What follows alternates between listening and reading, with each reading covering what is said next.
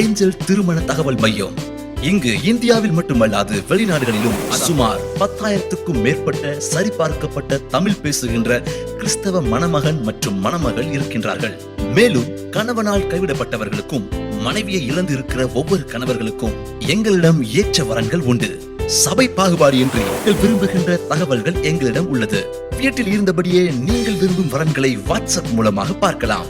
இதை குறித்து நீங்கள் மேலும் தெரிந்து கொள்ள தொடர்பு கொள்ளுங்கள் 9600482501 மற்றும் 9789215567. மேலும் தொடர்புக்கு ஏஞ்சல் திருமண தகவல் மையம், CDM AG சர்ச், மதுரை.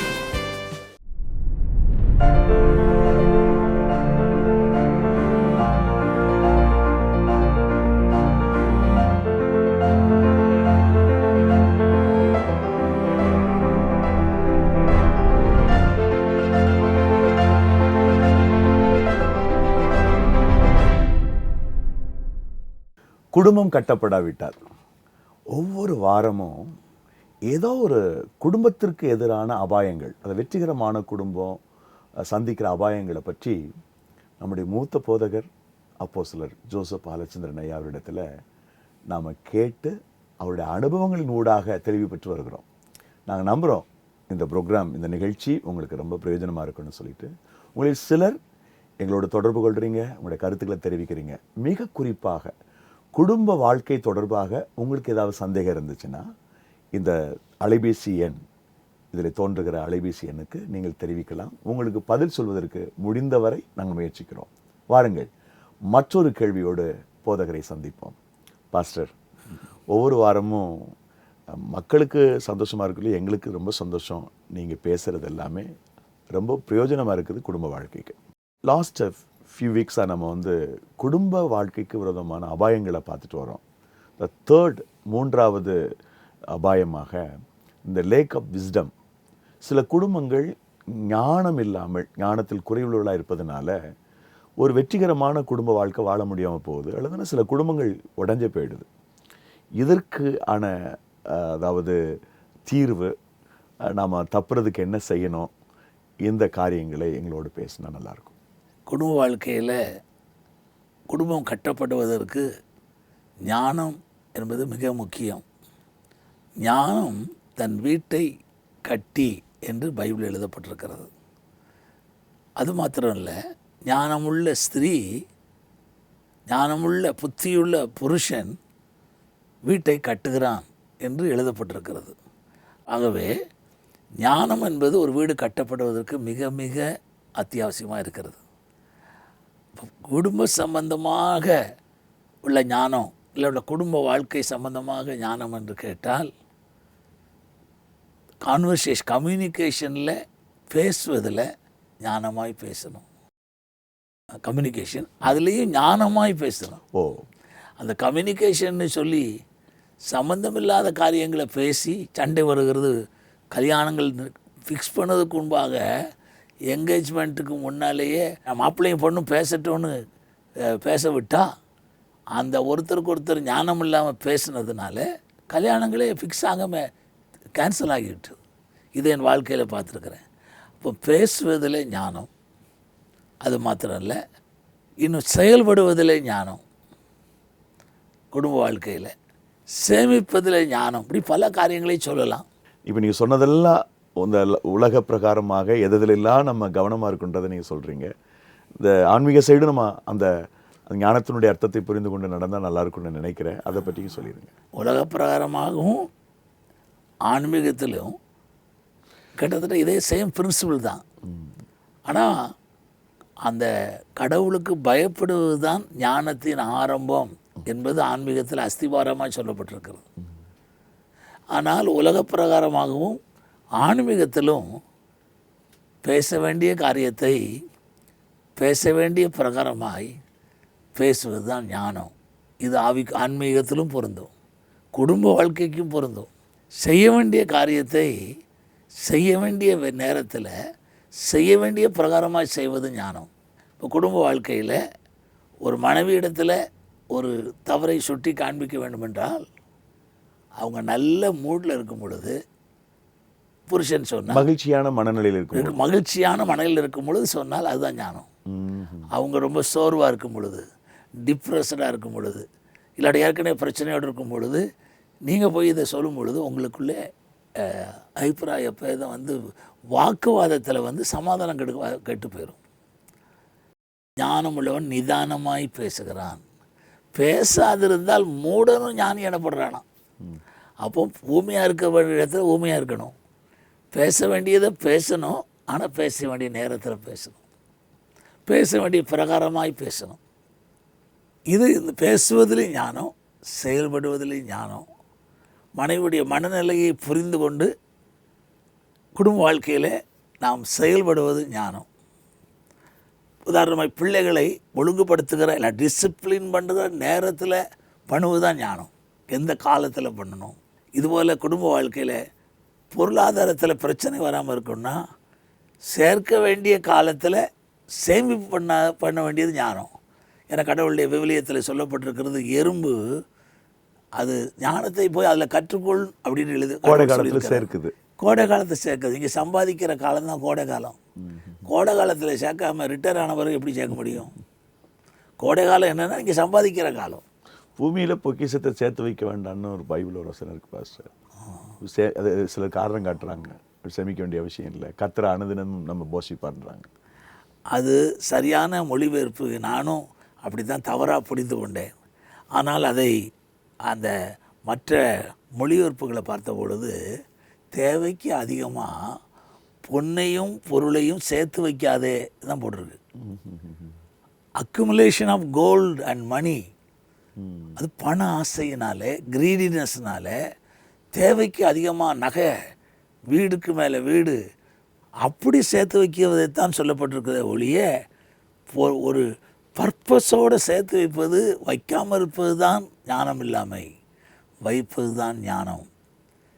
அதனால் அந்த பூமியில் பொக்கிஷங்களை சேர்த்து வைக்கணும்னா தேவைக்கு அதிகமாய் பண ஆசையினாலே, பொருள் ஆசையினாலே சேர்த்து வைப்பது தான் அது தவறு.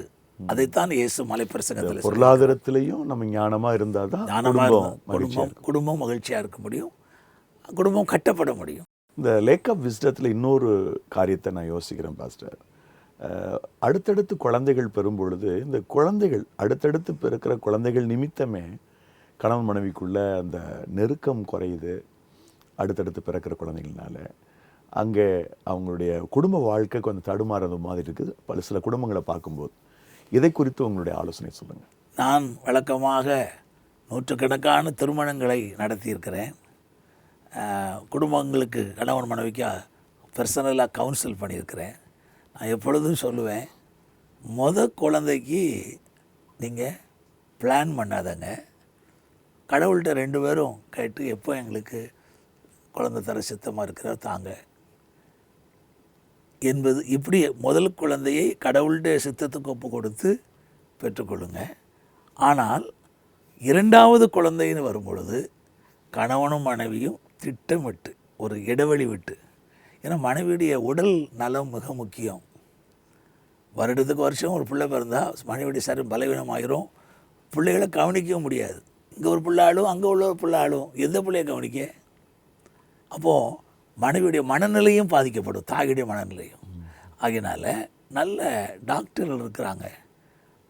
மாதத்துக்கு ஒரு 3-4 தான் கருத்தரிக்க முடியும்னு டாக்டர் சொல்கிறாங்க, நான் விசாரித்ததில். அந்த நாட்களில் கணவன் மனைவி உறவு இல்லாமல் இருந்து குழந்தை கற்பந்தரிக்காமல் இருப்பதற்கு நடந்து கொள்ளலாம் என்று டாக்டர் சொல்கிறாங்க. அப்போ நல்ல மருத்துவம் இன்றைக்கு நல்ல விஞ்ஞானம் வளர்ந்துருக்கிறது. எப்பொழுது உங்களுக்கு குழந்தை பெறணும்னு விரும்புகிறீங்களோ ஒரு இடைவெளி விட்டு, அதுதான் ஞானம். மனைவி உடல்நலம் பாதிக்கப்படாது, அதே சமயத்தில் கணவன் மனைவி உறவும் பாதிக்கப்படாது, கணவன் மனைவி சந்தோஷமும் பாதிக்கப்படாது. அப்போ ஞானமாக திட்டமிடணும். பிள்ளைகளை பணத்தை திட்டமிட்டது போல் பிள்ளைகளை பெற்றுக்கொள்வதையும் இடைவெளியோடு திட்டமிடணும். ஒரு பிள்ளைக்கும் அடுத்த பிள்ளைக்கும் இடைவெளி வேணும். அது கணவன் மனைவி ஒருமுறைப்பட்டு திட்டமிட்டு பெற்றுக்கொள்ளணும். நான் நினைக்கவே இல்லை இந்த நீ பிறப்ப அப்படி நினச்சி பிறந்த பிறகு அது வளர்ந்த பொழுது சொன்னால் அந்த பிள்ளை வாழ்க்கையே வெறுத்து போயிடும். வேண்டாம் விருப்பம் அந்த உலகத்தில் நான் வந்திருக்க போலுக்குன்னு. அதனால் இது ஞானம் இல்லாமல் பேசுவதிலும் ஞானம், அப்போ பிள்ளை வருவதிலும் ஞானம். நேயர்களுக்கு இந்த ஞானக்குறைவை ஓவர்டேக் பண்ணுறதுக்கு உரிய ஆலோசனைகளை உங்களுடைய அனுபவத்தின் வழியாக சொல்லி நிறைவு கொண்டு வந்துலாம் நினைக்கிறேன் பாஸ்டர். சொல்லிடுங்க. நேயர்களுக்கு நான் சொல்ல விரும்புகிறது, பைபிளில் நீதிமொழிகள்னு ஒரு புஸ்தகத்தை ஆண்டவர் சாலமோன் என்ற ராஜா மூலமாக எழுதி வைத்திருக்கிறார். அது எழுதினாலும் தேவ ஆவியானவர் தான், கடவுளுடைய ஆவி தான் எழுத வைத்திருக்கிறது. அதில் 1வது அதிகாரத்தில் போட்டிருக்கோம், ஞானம் வேணும்னா நீங்கள் இவைகளை கைக்கொள்ளணும், இவைகளால் ஞானத்தையும் விவேகத்தையும் அடையலாம். அதனால் என்னுடைய வாழ்க்கையில் நான் 20வது வயதிலிருந்து இன்று வரை அந்தந்த தேதிகளில் நீதிமொழிகளை படிப்பதுண்டு. 10ஆம் தேதினா 10வது அதிகாரம், 31 அதிகாரம் இருக்குது. மாதத்துக்கு ஒரு முறை படித்து கொண்டே இருக்கிறேன். அப்போது அந்த அவைகளால் ஞானம் பெற்றுக்கொள்ளலாம் என்கிற ஒரு புதையல் போல் அந்த நீதிமொழிகளில் தான் அதை வாசிக்கும் பொழுது நாம் ஞானத்தை அடையலாம். அது மாத்திர முதிர் வயதில் ஒரு இடத்துல ஞானத்தை பெற்றுக்கொள்ளலாம்னு போட்டிருக்கு, அனுபவம் உள்ளவங்க. அதனால் அனுபவம் உள்ள மெச்சூர்ட், அப்புறம் அனுபவசாலி, முதிர்ச்சி உள்ள அனுபவசாலிகள் இந்த ஞானத்தை நாம் வளர்த்து கொள்ளலாம், பெற்றுக்கொண்டே இருக்கலாம். அது எல்லா வாழ்க்கையிலும் ஞானமாய் நடப்பதற்கான போதும். உதாரணமாய் மற்றவனுக்காக பிணைப்படாதே. ஒருத்தர் கடன் வாங்குறாரு, நீ போய் இப்போ இது பண்ணாது, அக்ரிமெண்ட் அவங்களுக்கு ஜாமீன் போடாது. எழுதியிருக்கும் பொழுது சிலர் போய் ஜாமீன் போட்டு ஐயோ ஞானம் இல்லாமல் மிகவும் கஷ்டப்பட்டதை பார்க்குறேன். அது குடும்பத்தை பாதிக்குது. பணம் பாதிக்கப்படும் பொழுது குடும்பம் பாதிக்கப்படுது. இதை கண்கூட பார்த்ததுனால தான் இப்போ ஞானம் வரணும்னா இப்படி போட்டிருக்கு, கடவுள் சொல்லி வச்சுருக்கிறாரு. மற்றவருடைய கடனில் போய் ஜாமீன் போடாத, அவன் கொடுக்க முடியாதுன்னா உன் சொத்தில் எடுத்துகிட்டு போயிடுவான். குறைவான ஞானத்தினால் வரக்கூடிய பாதிப்பு தப்புறதுக்கு 2 முக்கியமான காரியத்தை நீங்கள் சொல்லியிருக்கீங்க. ட்ரெயின் புகை வண்டியினுடைய 2 அந்த தண்டவாளத்தை போல் ஒரு பக்கம் வேதத்தை பார்க்கணும், இன்னொரு பக்கம் அனுபவசாலிகளோட உட்கார்ந்து அவங்களுடைய ஆலோசனைகள் கேட்குறதுன்னு. நிச்சயமாக இந்த கிளாரிஃபிகேஷன் நேயர்களுக்கு நிச்சயம் பிரயோஜனமாக இருக்கும்னு நினைக்கிறேன். தொடர்ந்து இந்த குடும்பத்தினுடைய அபாயங்களை பற்றி நீங்கள் மக்களுக்கு விளங்குற மாதிரி ரொம்ப லகுவாக நீங்கள் பேசுகிறீங்க பாஸ்டர். உங்களுக்கு நாங்கள் நன்றி சொல்கிறோம். அடுத்த வாரத்தில் நேயர்களுக்கு தவறான முன்னுரிமை, சில குடும்பத்தில் பிரிவினைக்கும் அந்த குடும்பம் தளர்ந்து போகிறதுக்கும் குடும்பத்தின் அபாயத்துக்குமான காரணம் தவறான முன்னுரிமை கொடுப்பது, அது கணவனும் மனைவியோ. அதை பற்றி நீங்கள் கொஞ்சம் பேசணும். நேயர்களும் நிச்சயமாக அதுக்காக காத்திருப்பாங்கன்னு நம்புகிறேன். உங்களுடைய வருகைக்கு மிக்க நன்றி. வணக்கம். உங்கள் குடும்ப உறவில் உள்ள கேள்விகளுக்கு பதில் வேண்டுமா?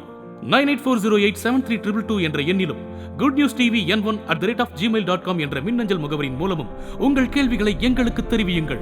இந்நிகழ்ச்சியின் மறு ஒளிபரப்பை வியாழன் மாலை 6:30 மணிக்கு நம்பிக்கை டிவியில் பார்க்கலாம்.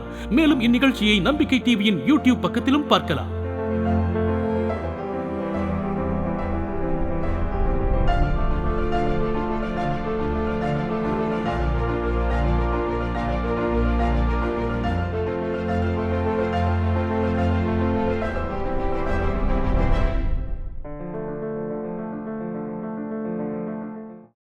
ஏஞ்சல் திருமண தகவல் மையம். இங்கு இந்தியாவில் மட்டுமல்லாது வெளிநாடுகளிலும் சுமார் 10,000க்கும் மேற்பட்ட சரிபார்க்கப்பட்ட தமிழ் பேசுகின்ற கிறிஸ்தவ மணமகன் மற்றும் மணமகள் இருக்கின்றார்கள். மேலும் கணவனால் கைவிடப்பட்டவர்களுக்கும் மனைவியை இழந்து இருக்கிற ஒவ்வொரு கணவர்களுக்கும் எங்களிடம் ஏற்ற வரன்கள் உண்டு. சபை பாகுபாடு என்று நீங்கள் விரும்புகின்ற தகவல்கள் எங்களிடம் உள்ளது. வீட்டில் இருந்தபடியே நீங்கள் விரும்பும் வரன்களை வாட்ஸ்அப் மூலமாக பார்க்கலாம். இதை குறித்து நீங்கள் மேலும் தெரிந்து கொள்ள தொடர்பு கொள்ளுங்கள் 9600482501 மற்றும் 9789215567. மேலும் தொடர்புக்கு ஏஞ்சல் திருமண தகவல் மையம் CDM AG சர்ச் மதுரை.